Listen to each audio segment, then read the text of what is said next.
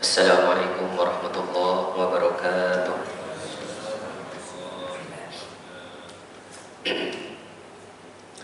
Alhamdulillah, innal hamdalillah nahmaduhu wa nasta'inuhu wa nastahdihi wa nastaghfiruh wa na'udzu billahi min shururi anfusina wa sayyiati a'malina. May yahdihillahu fala mudilla lahu wa may yudlil fala hadiya lahu. Asyhadu an la ilaha illallah wahdahu la syarika lahu wa asyhadu anna Muhammadan 'abduhu wa rasuluh. Ya ayyuhalladzina amanu taqullaha haqqa tuqatih wa la tamutunna illa wa antum muslimun. Ya ayyuhan nasu taqu rabbakumul ladzi khalaqakum min nafsin wahidah wa khalaqa minha zawjaha wa batha minhuma rijalan katsiran wa nisaa'a wattaqullaha alladzi tasaaluna bihi wal arham innallaha kana 'alaikum raqiba. Ya ayyuhalladzina amanu taqullaha wa qulu qawlan sadida yuslih lakum a'malakum wa yaghfir lakum dhunubakum wa man yuti'illaha wa rasulahu faqad faza fawzan 'azima. Allahumma shalli wa sallim ala sayyidina Muhammad wa ala ali sayyidina Muhammad. Alhamdulillah, syukur pada Allah Subhanahu wa taala. Alhamdulillah, Allah bagi umur, kurniakan kita kesihatan, bagi masa lapang, kurniakan taufik hidayah. Alhamdulillah. Jadi pagi ini tanpa melengahkan masa, saya sambung perkongsian daripada kitab Mawsu'atil Adabil Islamiyah, himpunan adab-adab dalam Islam. Bab yang seterusnya, kalau sebelum ini saya berkongsi berkenaan dengan bab Al-Jum'ah. Al-Jum'ah ni hari Jumaat. Kerana banyak hadis Nabi berkenaan dengan hari Jumaat, maka ulama dia menyusun satu bab khusus hari Jumaat. Jadi pagi ini bab Al-Janaiz. Al-Janaiz maksudnya jenazah-jenazah. Bab jenazah, bab kematian. Janaiz ni jamak, plural. Jadi jenazah, satu jenazah, janaiz, jenazah-jenazah. Allah Subhanahu wa taala berfirman di dalam surah Ali Imran, A'udzubillahi minasyaitonir rajim. Kullu nafsin dha'iqatul maut. Setiap yang bernyawa itu pasti akan merasai kematian. Setiap yang bernyawa. Siapakah yang bernyawa? Selain Allah, semuanya bernyawa. Selain Allah, semuanya bernyawa. Manusia, jin, binatang, tumbuh-tumbuhan, planet, cakrawala, bintang-bintang, malaikat, semuanya bernyawa. Jadi setiap bernyawa itu, kata Allah, pasti akan merasai kematian. Kemudian Allah juga berfirman, فَإِذَا جَاءَ أَجَلُهُمْ لَا يَسْتَأْخِرُونَ سَاعَةً وَلَا يَسْتَقْدِمُونَ. Bila datangnya ajal seseorang, tidak akan dilewatkan walau sesaat, dan tidak akan dicepatkan walaupun sesaat. Jadi nyawa kita ni, kematian kita ni, sebenarnya Allah dah tahu dah, Allah dah tulis dah di dalam Lauh Mahfuz. Semua kita ada tarikh mati masing-masing. Walaupun kita jaga kesihatan macam mana pun, kalau ditakdirkan mati umur 50 lah. Kalau kita tak jaga kesihatan pun, kalau mati lewat dah. Jadi semua kita ni ada tarikh kematian masing-masing. Semua makhluk Allah Subhanahu wa taala. Maha berkuasanya Allah Subhanahu wa taala. Tapi tak bolehlah jadikan alasan kalau macam tu tak payah jaga kesihatan lah ustaz. Mana tahu umur saya panjang. Tidak, tuan-tuan. Kalau umur panjang dalam keadaan sakit, menyusahkan orang, tak seronok juga. Kalau boleh umur panjang dalam keadaan sihat tubuh badan. Jadi bab Al-Janaiz cerita tentang kematian, pengurusan jenazah secara adab, bukan mengikut hukum fiqh sangat. Adab berdasarkan beberapa hadis Rasulullah sallallahu alaihi wasallam. Penulis dia bagi kepada 3 bahagian. Adab sebelum kematian, adab ketika kematian, dan adab selepas kematian. Manusialah maksudnya di sini. Yang pertama, adab sebelum kematian. Rasulullah Rasulullah sallallahu alaihi wasallam bersabda, "Akthiru zikra hazimil ladzat al-maut." Perbanyakkanlah kamu mengingati pemutus kelazatan, pemutus kesedapan, yakni al-maut. Fa innahu lam yazkuruhu ahadun fi dhiqin min al-'aish illa wasa'ahu alaihi. Kerana sesungguhnya seseorang ni bila dia ingat kematian ketika dia sempit, melainkan Allah akan melapangkan baginya, meluaskan baginya. Wala yadhkuruhu fi sa'atin illa dhayyaqahu alaihi. Tidaklah seseorang ni mengingatkan ketika masa lapang, melainkan dia akan menyempitkannya. Hadis riwayat Imam Baihaqi. Yang pertama, sebelum kematian, Rasulullah suruh kita, hadisnya penulis bawah, suruh kita banyak ingat mati, pemutus kelazatan dunia. Ya, duduk di dunia ni sedap belaka tuan-tuan. Ya, makan pun sedap bila dah ada duit. Ya, tidur pun sedap, berjalan-jalan sedap, ada anak sedap, ada cucu sedap tengok, seronok. Ada isteri, ada rumah besar, ada kereta. Ya, disebutkan dalam Al-Quran, wa mal hayatud dunya illa la'ibun wa lahu. Tidaklah kehidupan di dunia ni melainkan permainan dan tipu daya belaka. Memang seronok kalau kita ada semuanya, sedap di dunia. Tapi kata Rasulullah, perbanyakkanlah mengingati pemutus kesedapan tersebut. Kalau aku mati nanti, anak-anak tak boleh bawa, cucu-cucu yang seronok keliling aku tak boleh ikut aku, harta yang banyak, kereta yang mewah tak boleh aku duduk, tak boleh guna harta tersebut. Nabi suruh kita banyakkan ingat kematian. Kerana bila kita sempit, bila ingat kematian, kita akan jadi lapang. Apa maksudnya ketika sempit? Ya, kalau kita tengah susah ke, orang tengah fitnah kita, kita rasa apa? Sedih kan? Sampai hati orang ni kata ke aku, sampai hati orang ni tuduh aku macam ni. Bila kita ingat mati, tak apalah. Bila mati nanti Allah akan hukum balik, Allah akan hisab balik. Kita pun jadi lega. Maksudnya macam tu. Bila kita tengah sempit, Allah akan bagi kita keluasan bila kita ingat kematian tersebut. Hidup susah macam mana pun, masalah susah macam mana pun, bila ingat sahaja mati, kita akan rasa lega. Kita tak sampai hati nak buat benda-benda yang haram kan. Ada kes seorang perawat hadis, dia nak mencuri kerana lapar, 2-3 hari tak makan. Ya, nak curi tersebut, tiba-tiba dia ingat kematian. Ya Allah, kalau mati nanti besar dosa ni mencuri. Tak jadi mencuri. Kemudian dia balik, Allah pun bagi rezeki yang lebih lagi kepada dia, sebab dia ingat akan kematian. Tidaklah seseorang ni ingat kematian ketika dia lapang, melainkan Allah akan menyempitkan pula. Kenapa pula macam? Ketika lapang Allah sempit. Ketika tengah seronok hidup dunia ni, ya, tiba-tiba tengah seronok nak buat maksiat ke ataupun seronok ada keluarga, ada anak, ada isteri duduk kat rumah tak pergi masjid, tiba-tiba fikir, kalaulah aku mati esok hari ni ke, cukup ke amalan? Cukup ke amalan? Lama dah aku tak pergi masjid surau ni, lama dah aku tak solat berjemaah. Maka automatik dia pun tinggalkan kesedapan dunia tersebut, pergi ke surau masjid, buat amal ibadah, bangun tengah malam qiyamul lail. Walaupun sempit, sebenarnya dia akan rasa lega dengan perbuatan tersebut. Itu kata Rasulullah SAW. Dalam sebuah hadis, sabda Rasulullah SAW, seorang sahabat tanya, "Ya Rasulullah, ayyul mu'min akyas?" Wahai Rasulullah, siapakah orang beriman yang paling cerdik? Maka jawab Rasulullah SAW, orang yang paling cerdik di antara kamu adalah orang yang paling banyak mengingati mati. Aktsaruhum lil mauti zikra. Orang yang paling banyak mengingati mati. Wa ahsanuhum lima ba'dahu isti'dadan.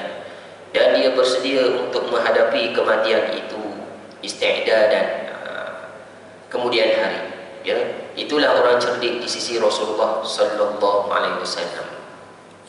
Orang cerdik di sisi Allah, di sisi Rasulullah. Rasulullah ni bercakap bukan ikut hawa nafsu.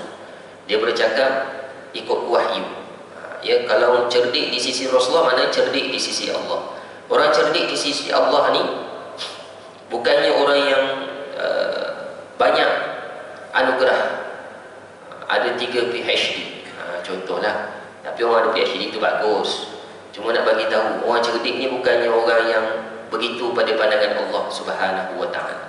Orang cerdik pula bukannya orang yang kaya, pandai mengumpul harta. Orang cerdik pula bukanlah orang yang pandai berpolitik, pandai bersosial sampai jadi pemimpin tertinggi sesebuah negara. Tidak. Orang cerdik di sisi Allah, orang yang paling banyak ingat mati. Boleh jadi tuan-tuan, di antara tuan-tuan yang ada orang yang paling cerdik di sisi Allah Subhanahu wa taala. Bila ingat mati, tak jadilah, takutlah nak buat maksiat. Ya, dia pun memperbanyakkan amal soleh, banyak minta ampun. Itulah orang cerdik di sisi Allah Subhanahu wa taala. Kalau nak orang cerdik ini dikira berdasarkan orang yang paling banyak, orang paling berilmu, kan, dia ada ilmu, sudah pasti iblis orang paling cerdik. Sebab iblis ni dia tahu tak boleh syirikkan Allah. Dia ni antara dia sama taraf dengan malaikat sebelum diciptakan Nabi Adam. Dia jadi sama-sama macam itulah. Tapi tak, dia dilaknat oleh Allah kerana sombong. Kalaulah cerdik ni dikira orang yang paling kaya, sudah pasti Qarun dan Haman orang paling kaya. Qarun ni sangat kaya, ya, sampai harta-harta pun dalam tanah semua kita panggil harta karun belaka, bukan harta kita.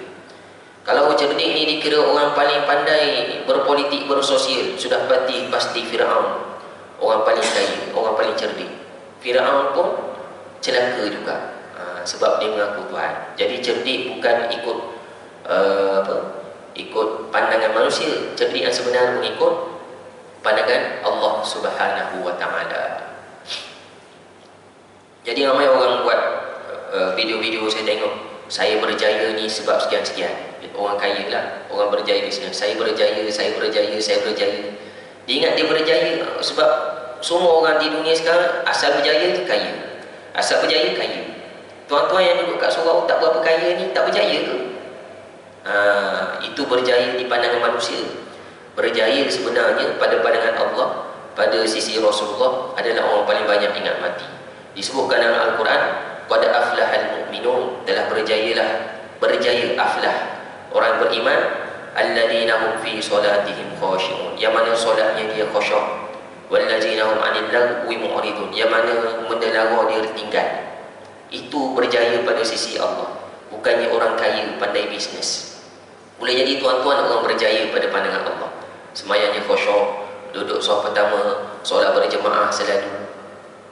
Ya, jadi jangan kecewa kalau tak berapa kaya. Tengok orang di luar sana, Allah ramainya pengikut dia, kayanya, aku ni tak berapa. Jangan risau, kita cari berjaya pada pandangan Allah Subhanahu wa taala. Baik. Yang seterusnya, penulis membawa hadis yang lain. Badarani 'abdi bi nafsihi haramtu 'alaihi al-jannah. Hambaku yang mendahuluiku dengan membunuh dirinya sendiri, maka aku haramkan baginya syurga. Hadis riwayat Imam Bukhari dan Muslim. Dan Rasulullah sallallahu alaihi wasallam juga bersabda dalam hadis yang lain, allazi yakhluqu nafsahu yakhluquha fin nar wallazi yaq'unuha fin nar. Sesiapa yang mencekik dirinya sendiri, maka dia akan mencekiknya di dalam api neraka. Dan sesiapa yang menusuk dirinya sendiri, maka dia akan menusuknya di dalam api neraka, kata Rasulullah. Hadis riwayat Bukhari dan Muslim. Jadi penulis bawa dua hadis ni nak bagi tahu haram membunuh diri sendiri. Haram. Ya. Siapa yang mendahuluiku dengan membunuh dirinya, haram baginya syurga. Allahu akbar. Alhamdulillah, orang Islam antara orang yang paling tak ramai bunuh diri. Bukan paling tak ramai, paling kurang bunuh diri berbanding agama-agama lain ikut kajian. Sebab apa? Dia tahu haram, berdosa, tak boleh. Siapa yang mencekik dirinya sendiri, kata Rasulullah, di akhirat kelak dalam neraka berulang-ulang kena cekik. Cekik ni macam mana? Maksudnya gantung lah, gantung ni cekik kan? Atau potong urat tangan ke kan, hilang darah, kena urat dua urat ni bergelejif, apa kalau main tak apa nama dia istilah lah. Kalau dalam sembelih ni dia kena dua urat kena putus, urat saluran pernafasan dan saluran makan yang wajib putus. Dua urat ni, urat darah ni, sembelih lembu ke sembelih ayam, sunat dia putus. Tak putus tak apa. Ya. Jadi potong urat sini, maka di akhirat kelak begitulah dia berulang-ulang. Mati hidup semula, Allah hidup semula, seolah-olah mati lah, sakit, buatlah tak berhenti-henti. Ya. Siapa yang menusuk dirinya sendiri, maka dia akan menusuk di dalam api neraka selama-lamanya, tusuk tikam. Dulu ada orang tusuk diri, iaitu orang Jepun. Orang-orang Jepun ni, tentera-tentera Jepun, dia ada pedang katana, dia ada pedang panjang, pedang samurai, ada pistol, ada senapang, tapi dia ada satu pedang pendek. Pedang pendek ni, budaya dia kalau dia kalah perang, kena bunuh diri. Kalau kalah perang, sebab apa? Mati mesti bermaruah, jangan jadi hamba musuh. Kan? Bila dapat tahu Raja Jepun dululah, selepas bom jatuh di Hiroshima, ada sejarah saya tengok National Geographic, tentera-tentera yang masih hidup ni, Raja kata kita semua kena berunding, kita sudah kalah. Maka dia pun ada yang bunuh diri, ada yang tak bunuh diri, cocok mati. Tapi dia orang non-Muslim lah. Kalau orang Islam buat macam tu, neraka lah jawabnya. Kalau non-Muslim bukan neraka juga Ustaz. Itu ada isu lain. Isu lain macam mana? Isu lain, ada sebuah hadis Rasulullah SAW meriwayatkan bahawa di akhirat kelak ada satu golongan ni, golongan fitrah nama dia. Golongan fitrah. Siapakah golongan fitrah? Yang pertama, golongan yang sebelum Nabi Muhammad SAW, hidup sebelum Nabi Muhammad, tapi dia tak dapat Islam. Lahir-lahir dia dah agama jahiliyah dah. Dia tak, agama Islam yang sebelum ni daripada Nabi Ibrahim dia tak pernah jumpa. Tak ada orang dakwah dia, kan? Handset ke surat khabar tak ada cerita, handset tak ada apa semua. Dia hidup dalam agama jahiliyah. Bila Nabi Muhammad lahir, Nabi Muhammad kecil lagi. Nabi Muhammad kecil lagi, tak sempat belajar dengan Nabi Muhammad. Bila Nabi Muhammad diangkat jadi Nabi, dia dah meninggal, ataupun tak sempat jumpa Nabi sebab negeri jauh, kat Malaysia ke kat tanah Melayu contohlah. Jadi inilah golongan fitrah, kata Rasulullah SAW. Golongan fitrah yang kedua, hidup pada mana masa zaman Nabi Muhammad ke, zaman selepas zaman Nabi Muhammad ke, sebelum ke, tapi tak dengar, tak sampai dakwah kepada dia. Orang asli mana-mana, curuk mana, asalnya Islam, anak keturunan Nabi Adam, kan? Kemudian berpecah-pecah, kemudian atuk nenek dia dah tak amal dan Islam, kemudian dah jadi syirik ke, duduk curuk-curuk bukit mana-mana, lahir-lahir dah tak ada agama dah. Kan, bila tak ada agama, orang ni golongan fitrah, sebab mak ayah dia dah tak ada agama, dia pun tak sampai Islam, mati dalam keadaan agama, tak ada agama, maka ini golongan fitrah. Golongan fitrah ni, dia ni adakah dia ahli neraka? Belum tentu lagi. Kata Rasulullah. Jadi saya nak cerita apa? Orang Jepun ni boleh jadi kalau dia ni golongan fitrah, asal di sana di Jepun tak ada Islam, berperang-perang pergi negara-negara yang tak ada Islam. Negara China tak ada Islam, Korea tak ada Islam, datang Malaysia ada Islam. Ada Islam, tiba-tiba orang Melayu mengajar dia tentang Islam, dia tak masuk, itu memanglah kena hukum. Ni yang tak jumpa Islam, tak ada orang dakwah kepada dia, ya. Maka kalaulah dia ni golongan fitrah, kalau di golongan fitrah bunuh diri, dia mati dalam keadaan berdosa tersebut, maka kata Rasulullah SAW dari hadis tersebut, Allah akan panggil golongan fitrah tersebut. Allah pun bagi satu ujian. Wahai golongan fitrah semuanya, kamu semua masuk neraka. Allah bagi arahan. Maka kata Rasulullah, siapa yang patuh arahan Rasulullah, pasrah. Sebab masa tu kerajaan Allah dia dah tahu dah. Bila dibangkit di akhirat kelak, dia dah tahu dah, oh ini kerajaan yang sebenar, kerajaan Allah, agama ni agama Islam. Masa tu dia dah tahu dah, tak perlu dakwah dah. Sebab beribu-ribu tahun di akhirat dia tengok kebenaran kerajaan Allah Subhanahu Wa Taala masa tu. Jadi tak perlu didakwah dah. Wahai golongan fitrah, semuanya kamu masuk neraka. Allah perintah. Jadi kata Rasulullah, siapa yang taat perintah Allah Subhanahu Wa Taala tersebut, berjalan menuju ke neraka, bila jatuh je neraka, sebelum jatuh, maka Allah selamatkan dia. Allah masukkan ke dalam syurga golongan fitrah tersebut. Siapa yang ingkar, banyak songeh, Ya Allah, kenapa masuk neraka pula? Aku ni golongan fitrah, tak dapat Islam. Mana boleh? Banyak songeh pula dia kan. Melentingkan apa semua. Itulah golongan akan yang dimasukkan ke dalam neraka. Maknanya Allah ni adil. Dunia pun adil, akhirat pun adil. Kalau ada orang tak terima Islam, Allah tetap bagi uji dia sedemikian. Jadi pengajaran daripada tersebut, jangan banyak songeh arahan Allah ni. Ya, kalau suami, kalau isteri, kalau selagi mana arahan suami tersebut bukan arahan berkenaan dengan maksiat, jangan banyak songeh. Kalau anak-anak, mak ayah suruh buat benda baik, jangan banyak cakap. Banyak cakap ni sebenarnya mak ayah tak berapa suka, ya, bos tak berapa suka, Allah pun tak berapa suka. Ya, pengalaman kita pun macam tu juga. Orang banyak sangat alasan dia, kita tak berapa suka. Kita nak orang cakap kuat, tak boleh cakap, tak boleh. Jadi macam tu. Baik. Jadi Allah Subhanahu Wa Taala Maha Adil. Orang yang dapat Islam pun Allah beri keadilan. Orang tak terima Islam, orang kafir yang tahu Islam tapi menolak, Allah hukum mati syirik. Dan orang fitrah pun Allah uji di akhirat kelak. Namun begitu, kalaulah ada orang mati bunuh diri sekarang ni, kita tak boleh kata kat dia, kita tak boleh kata pada dia, ni mati bunuh diri ni neraka, tak boleh. Ya, sebab apa? Ada orang mati bunuh diri, orang Islam ni kadang-kadang dia ada penyakit gangguan, apa istilah dia, dementia ke apa, tak tahulah, skizo ke, macam-macam penyakit tersebut boleh menyebabkan dia ni terkemalangan mati, seolah-olah mati bunuh diri. Masa saya belajar di UKM dahulu, di Kolej Zabah, saya duduk di Kolej Zabah, ada seorang wanita jatuh daripada tingkat berapa, daripada koridor tu jatuh tingkat berapa belas, jatuh tingkat berapa belas pula, tak tahulah tingkat berapa, jatuh mati. Orang kata dia bunuh diri, wanita tersebut muslimah. Jadi kita kena diam, tak boleh kata apa.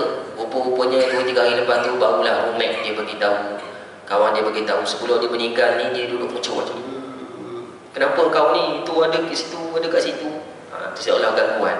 Lepas tu malam-malam orang tak boleh tenangkan dia, mak ayah dia tak ambil lagi. Dia berlari hujung koridor sana, berlari hujung koridor sini, lepas tu masuk bilik. Berlari sana, berlari sini, masuk bilik. Hari ketiga keempat, tahu-tahu jatuh.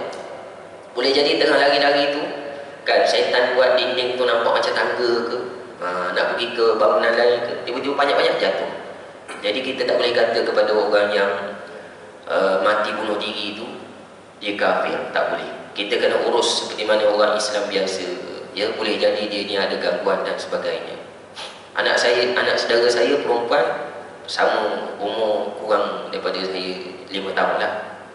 Sebab saya nak bongsu, anak saudara saya ramai yang besar-besar. Ya, sebelum dia kahwin tu dia kena gangguan. Doktor sahkan dia kena skizofrenia apa, tak tahulah istilah dia.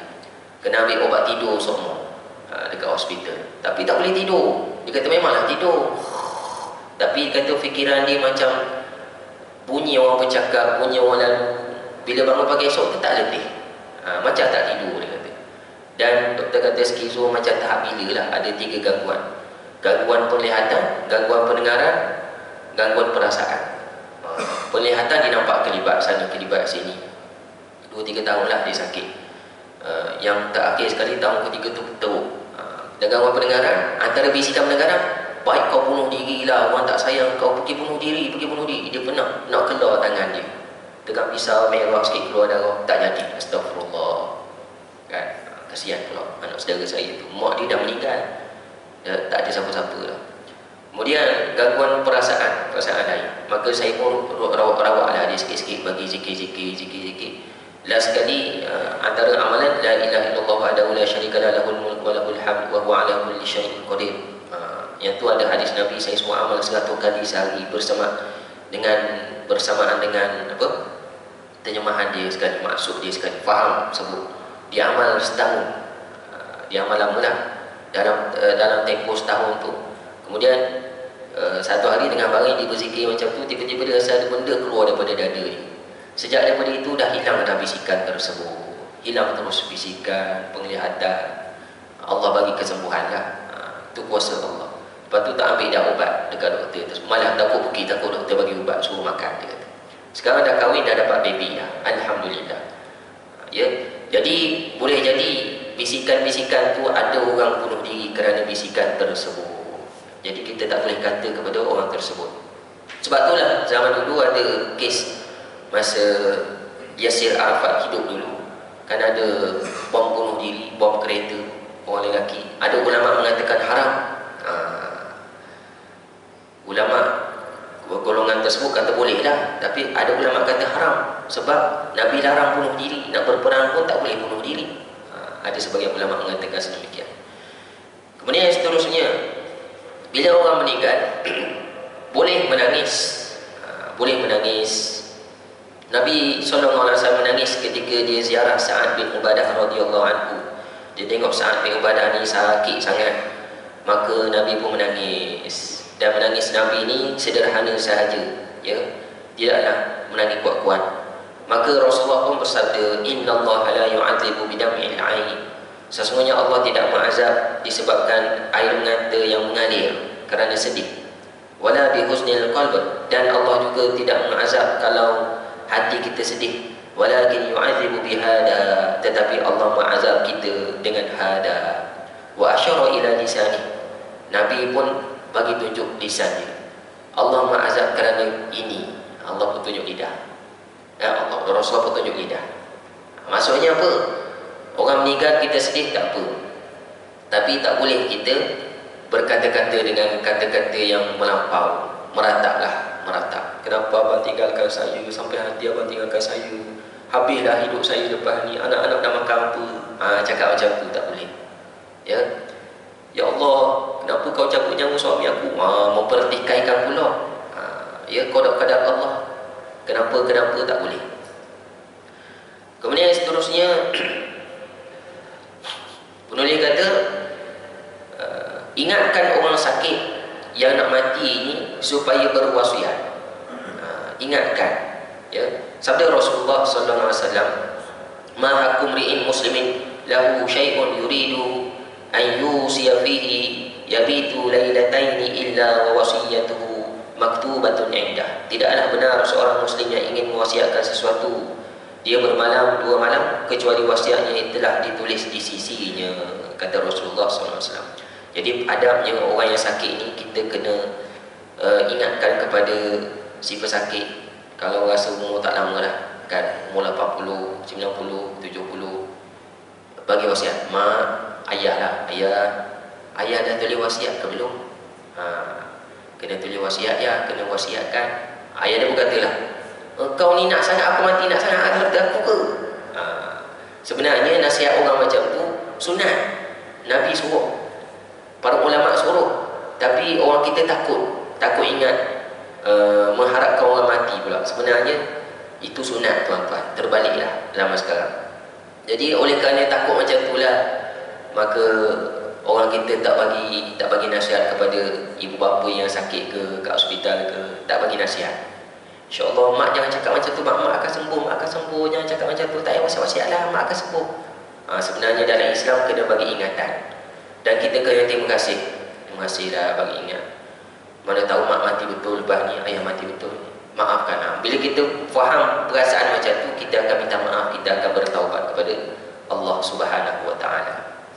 Ya, boleh jadi tuan-tuan tak pernah dengar saranan ni. Sebenarnya memang kena bagi wasiat. Saya tak bagi wasiat, ustaz, harta saya tak banyak. Harta saya tak banyak, apalah ada sangat. Ada juga macam tu, boleh. Harta tak banyak, dia mengharapkan faraid saja, nanti pandai-pandailah anaknya hidup. Tapi harta yang banyak tu biasanya bagi wasiat lah, wasiat. Kemudian penulis kata, mengingatkan orang yang sakit menjelang kematiannya agar tidak meninggalkan wasiat yang menyimpang. Jangan tinggalkan wasiat yang menyimpang. Wasiat yang menyimpang ni macam mana? Wasiat yang tak betul lah. Ya. Contohnya macam mana? Contohnya harta kita, dia boleh wasiatnya, kalau harta kita ada 3 juta, 2 juta ni kena bagi kepada waris lah, anak, isteri apa semua. 1 juta ni kita nak infak. Paling apa, paling banyak 1 juta mengikut hadis Rasulullah sallallahu alaihi wasallam. Yang menyimpannya macam mana? Separuh kita nak wasiat. Kita ada 3 juta, kita pun wasiat. Nak, oleh kerana kamu ni semua dah businessman, 1.5 juta ayah infak kepada 3 orang anak. Ambil 500,000 seorang. 500,000. Betul lah. 1.5 juta lagi kamu jangan ambil ya. Ayah nak kamu infak ke masjid surau di sekitar Bangi ni. Haram. Tak boleh bagi wasiat macam tu. Tak boleh. Sebab apa? Dia dah lebih daripada 1.3. Ya, 1.3. Lebih 1/3. Itu maksudnya wasiat yang haram. Tak boleh. Ya. Jadi ingatkan ayah, tak boleh macam tu ya. Kenapa pula tak boleh? Nabi larang. Nabi kata paling banyak nak infak pun, harta kita lepas kita nak infak 1/3 sahaja. Itu kewajipan anak-anak beri wasiat kepada ibu bapa kita yang nak meninggal. Ataupun kata penulis di sini,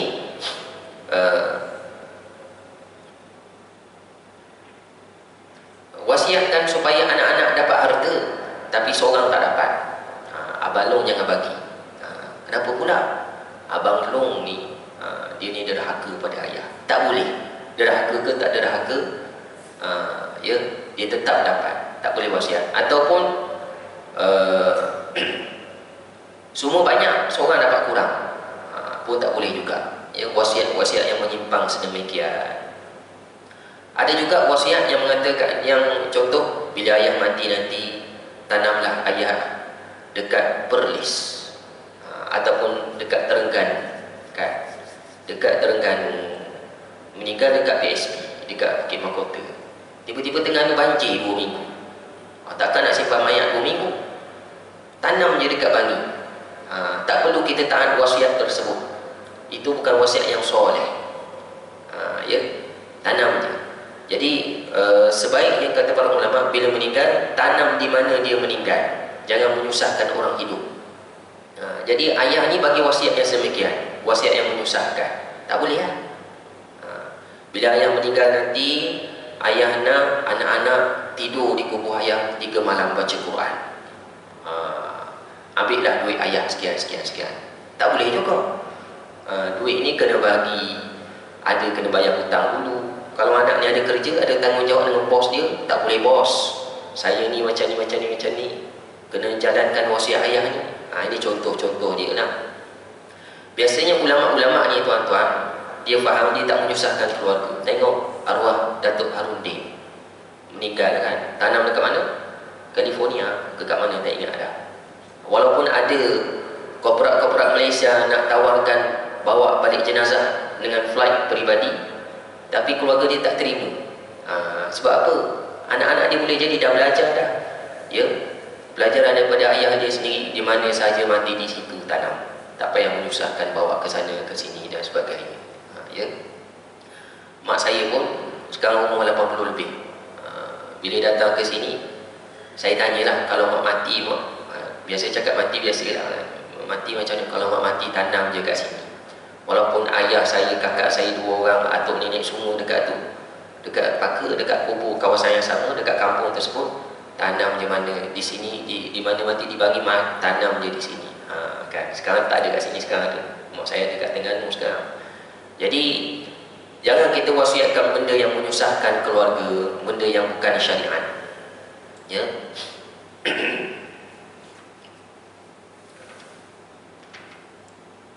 Baik. Kemudian seterusnya, mengingatkan mayit. Kata penulis di sini mayit ni bukan mayat. Mayit ni maksudnya orang yang sakit, supaya dia bersangka baik kepada Allah Subhanahu wa taala. Sabda Rasulullah sallallahu alaihi wasallam, la yamutanna ahadukum illa wa huwa yuhsinu dhanna billahi azza wa jalla. Janganlah salah seorang di antara kamu mati kecuali dalam keadaan bersangka baik kepada Allah Subhanahu wa taala. Apa maksud bersangka baik? Bersangka baik ni, selepas dia bertaubat, dia bersangkalah, kita pun cakap, ayah bertaubatlah ayah takut neraka, ayah takut macam ni. Jangan risau ayah dah bertaubat, Allah ampun dosa ayah. Ya ke? Betul. Kita nasihat macam tu. mudah-mudahan Allah ampun dosa saya, astagfirullah. Nasihat supaya bersangka baik. Jangan kita kata pula, ayah dosa banyak ya, muda-muda tak solat, habislah ayah. Allah, ramai orang macam ni ya, mati kerah kain, memanglah dah meninggal kerah kan. Allah, tak boleh. Si hidup ni kena bagi apa, nasihat bersangka baik kepada Allah Subhanahu Wa Taala. Lagi-lagi berkenaan dengan keampunan Allah Subhanahu Wa Taala dan rahmat Allah Subhanahu Wa Taala. Ya, kita pun ajar dah, astagfirullah, bertaubat ya, bertaubat, astagfirullah. Bila nak mati kita ajar mengucap. Dan yang seterusnya, talqinkan mayit. Mayit ni maksudnya istilah bahasa Arab orang nak mati, orang sakit, orang yang sakaratul maut, dengan la ilaha illallah. Talqin ni tuan-tuan, talqin dalam bahasa Arab sebenarnya ajar orang mengucap. Itu maksud talqin yang sebenar. Tapi bahasa Melayu talqin ni ceramah selepas tanam. Beza sikit ya. Mana imam nak talqin ni, cepat dengar talqin. Siapa yang talqin hari ni? Sebenarnya talqin dalam bahasa Arab yang sebenar dan hadis Nabi adalah ajar mengucap. Dalilnya sabda Rasulullah, laqinu tu talqin. Laqinu mautakum la ilaha illallah. Talqinkanlah orang yang nak mati di antara kamu dengan la ilaha illallah, kata Rasulullah sallallahu alaihi wasallam. Ya. Talqinkan orang yang nak mati di kalangan kamu dengan la ilaha illallah, kata Rasulullah.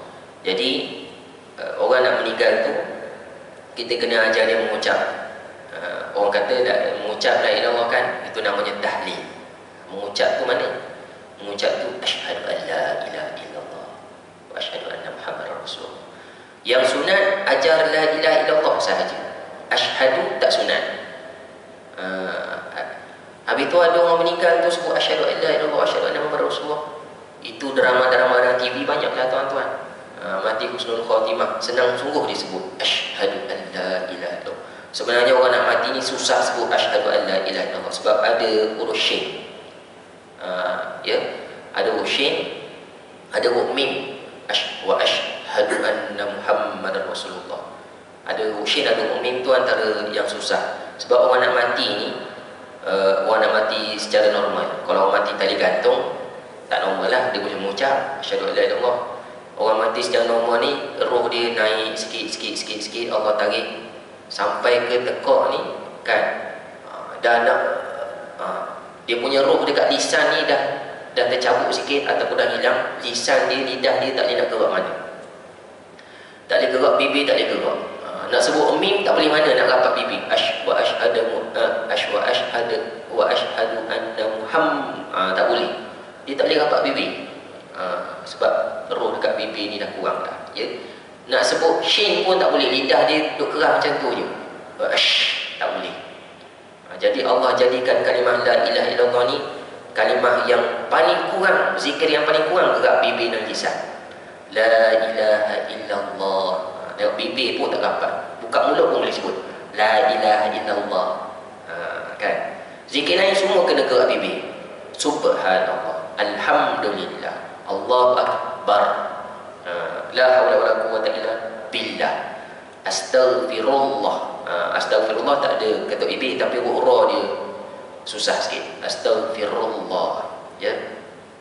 Jadi Nabi semua ajar orang ni mengucap la ilaha illallah. Habis tu salah ke sebut asyhadu an la ilaha illallah wa asyhadu anna muhammadar rasulullah? Tak salah kalau dia mampu. Tujuannya sebab orang tu susah, Nabi suruh kita sebut la ilaha illallah. Lafaz tu paling mudah sekali. Kata Imam Nawawi, Imam Mazhab Syafi'i, bila dah ajar orang mengucap la ilaha illallah, bila dia dah sebut, maka janganlah kita ajar lagi. Jangan ajar lagi sehinggalah tiba-tiba dia sebut kalimah lain, kita pun ajar sekali lagi. Pastikan kalimah la ilaha illallah ni Allah ni terakhir. Kan? Contoh dia sebut kalimah lain, air, nak minum air, air. Kita pun bagi air satu sudu, nak minum banyak tak boleh, bagi satu sudu. Kita pun mengajar mengucap lagi, mengucap la ilaha illallah. Macam tu je kadang orang sakit-sakit dia tak boleh nak sebut mana. La ilaha illallah. Saya pernah dengar lah bila ajar mengucap. Ya, jadi kita pun dah stop. Dia sebut benda lain, kita ajar lagi sekali. Ya, pastikan dia habis dalam keadaan last sekali disebut la ilaha illallah. Kata Imam Nawawi, tak boleh kita ajar bertalu-talu. Mak 3 kali, mak 3 kali. Sunnah 3 kali. Oh, jangan. Tak ada disebut 3 kali. Sekali je cukup. Takut apa kalau bertalu-talu? Takut dia tension. Dah lupa dah. Dah sebut dah. Nak sebut lagi. Tengah mati. Tak nak lah pula. Jadi la ilaha illallah dah. Jangan berkali-kali. Itu panduan yang digariskan Imam Nawawi mazhab Syafi'i. Ya. Adapun talqin di Malaysia tak salah. Talqin tu istilah orang Malaysia saja. Kita talqin ustaz, ustaz talqin hari ni. Jadi saya kalau saya talqin di masjid, saya bagi ceramah lah, bagi talqin. Cara sebenarnya panduan talqin tak ada yang apa? Yang khusus seperti mana solat. Solat memang khusus. Solat ada 4 rakaat. Talqin tak ada syarat-syarat tertentu. Syaratnya Islam ke, syaratnya kena sebut takwa macam khutbah ke, tak ada syarat tertentu talqin. Ikut dan dia, talqinnya macam mana. Cuma orang dulu-dulu ada talqin cara dia. Ya, jadi tak kisah talqin macam mana. Tak ada garis panduan yang tetap untuk talqin. Dan tak ada talqin yang khusus. Mazhab Syafi'i talqin macam ni, mazhab Maliki talqin macam ni, tak ada. Talqinnya famous di Malaysia dengan Indonesia lah. Di Nusantara talqin yang jenis kita ni. Wahai mayat, bila malaikat tanya siapa Tuhanmu, jawablah Allah Tuhanku. Siapa Nabimu, jawablah Muhammad Nabiku. Itu famous di Malaysia cara talqin tersebut. Kenapa saya sebut macam tu? Sebab bila saya dikubur, bila saya talqin, saya bagi talqin lah. Talqin kepada orang yang hidup. Tuan-tuan, hari ini saya akan sampaikan talqin kepada orang yang berada di sini. Ketahuilah, saya pun bacalah beberapa hadis. Alhamdulillah tak ada komen lah setakat ni. Tak ada komen. Tapi ada yang sedih, ada yang kata bagus, ada yang kata terima kasih. Kebetulan ustaz sebut tegur-tegur tersebut, anak-anak saya ada minta-minta lah dia insaf, ada kata macam tu. Tapi ada satu kes tu jaiz bagi saya. Sebab saya talqin tak pakai teks, saya talqin untuk orang hidup. Jaiz bagi. Ustaz, saya dapat aduan. Ada orang luar datang PSP ziarah, pergi majlis pengebumian keluarga dia di PSP. Dia buat aduan, dia kata ustaz talqin tak ikut mazhab Syafi'i. Macam mana kata ustaz talqin? Saya pun cakap dah, ustaz saya talqin, saya biasa, saya cakap, saya pun ulang lah talqin saya macam ni, macam mana.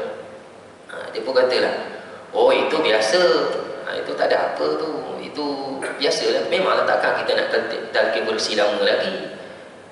Orang tu macam tu aku cakap. Lepas tu kes tutup, selesai. Ada orang buat report punya tak suka cara saya talqin. Dia kata talqin tak ikut mazhab Syafi'i. Ada juga talqin mazhab Syafi'i. Kok mana talqin mazhab Syafi'i? Tak ada. Tapi solat, hukum hakam ada sedikit mazhab Syafi'i, ada. Macam solat subuh ada doa kunut, itu mazhab Syafi'i. Tapi talqin tak ada mazhab-mazhab. Ya. Jadi ajarkanlah orang nak meninggal dengan ucapan la ilaha illallah. Saya tutup di sini saja. Yang baik daripada Allah, yang kurang lemah saya mohon maaf. Kita tangguh dengan tasbih kafar.